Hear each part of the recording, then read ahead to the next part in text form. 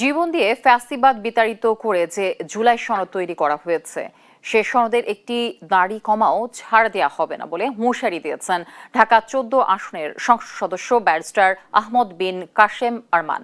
শুক্রবার রাজধানীর মিরপুর ১ এর তুরাগ সিটি আবাসিক এলাকায় পরিষ্কার পরিচ্ছন্নতা ও মশা নিধন কর্মসূচি শেষে এক মতবিনিময় সভায় একথা বলেন তিনি। বলেন, নতুন বাংলাদেশ গড়ার জন্য কোনো কাটাছেঁড়া ছাড়াই জুলাই সনদ অক্ষরে অক্ষরে বাস্তবায়ন করা হবে। এ সময় জুলাই সনদ ও গণভোটের রায় বাস্তবায়নে সবাইকে আরও একবার রাজপথে নামার প্রস্তুতি নেওয়ারও আহ্বান জানান তিনি।